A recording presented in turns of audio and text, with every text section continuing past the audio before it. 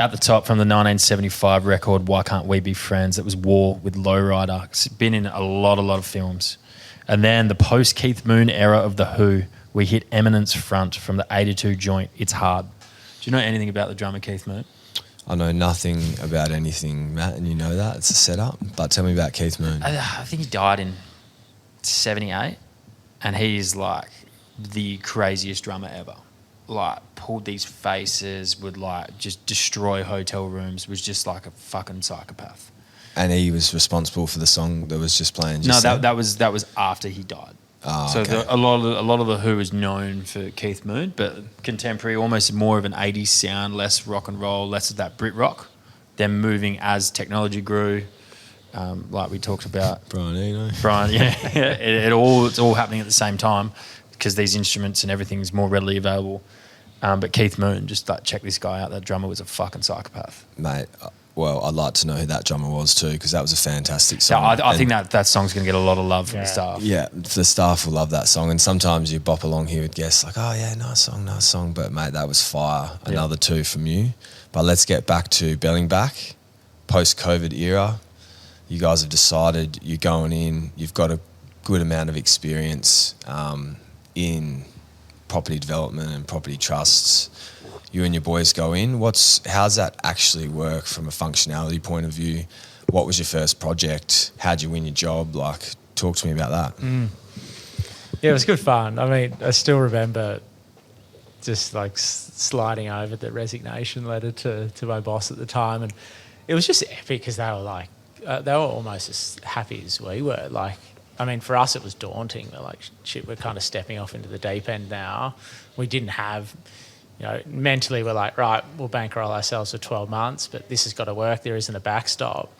But then your employees at the time are like high-fiving. You're like so stoked. That's pretty cool. Which was epic. And I think a lot of the time, your bosses in those instances are like somewhat jealous because they're like, fuck, I wish we had the balls to go, give it a crack. But by then, they've got mortgages, they've got kids, you're kind of tied in too deep. But so that was fun.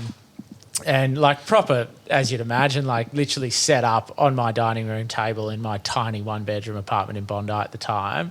And that's where we were working out of. Like, that was Belingbak's little HQ, and we had a big whiteboard next to us, and we were writing down all this stuff that we wanted to do and how we were going to do it. And like literally that's kind of how we got the business going. And for us at first, it was like, let's just go look for some value, some interesting stuff outside of the CBDs. Let's kind of look far and wide. And our first project was a little, it was an ice factory in Byron Bay in the industrial estate. So, the famous, you go to the service station, you get a bag of ice, and there's a red logo. In most cases, it's Bell's Ice. They had this big ice making factory in the industrial estate in Byron Bay. Is that right? I've had some Bell's Ice. Yeah, just the other day. I was in Rotto. Yeah, you would have, mate. They're a massive business. Yeah. So, mate, we stumbled. There was this dingy sign out. I was up there for holidays, and there was this dingy sign out the front. Full sale, call this agent. And it was just after New Year's, like early Jan, everyone's on holidays. Called the agent. And we bought it 2 weeks later. And that was kind of and literally we're just scrambling and pulled it off, got it together. And that was our first project. That sort of got us going within 2 months of kind of handing in our resignation. And I want to touch on the word value because as it's much discussed on this podcast, one of my best mates, Jeremy McGovern, it's his favourite word, and it's the word that governs his whole life, is value. So when you're looking at this ice factory or this block of land, what do you mean when you say we see value or we're looking for value? Is it gentrification around the area? Is it underperforming as an asset? Like, what does value mean to you in the context of your business? Yeah, a few different layers. So like for us, it's, we, at the time, we didn't have an access to endless amounts of capital to kind of go and buy whatever we wanted. So the kind of thesis for us is like, if we find a good enough project, we'll be able to attract like-minded investors to help support us deliver on that. And so that's where we try and find value, and value in terms of, you know, financial returns, but also like other really strong, solid, soft benefits as well. And, you know, this particular site was completely dilapidated, completely at the end of its life cycle. And Byron Bay at that stage was really starting to kick as a market.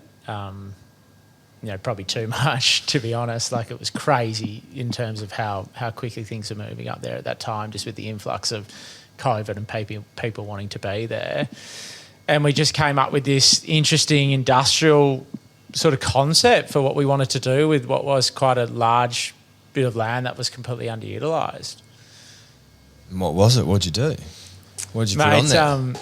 Look, we went through the complete rigmarole of Byron Bay Shire Council, which was a pretty difficult council to work with. But essentially it was like this creative arts precinct, tapping into a lot of the interesting people in Byron Bay and kind of what the attraction was to the region, and just thought about creating a really interesting precinct for everyone to come and enjoy and to do some interesting things in. We ended up selling the site a number of years later, and we didn't actually go through with that full project, just given where sort of construction pricing was at in bits and pieces. But, you know, we unlocked a fair bit of value to go back to that out of the land and out of kind of the long, arduous process we went through. And was that nice, positive reinforcement for you and your two bros to sort of look around and go, all right, that worked. Like, let's piggyback and let's keep going and let's keep adding value to the community in different spots and ultimately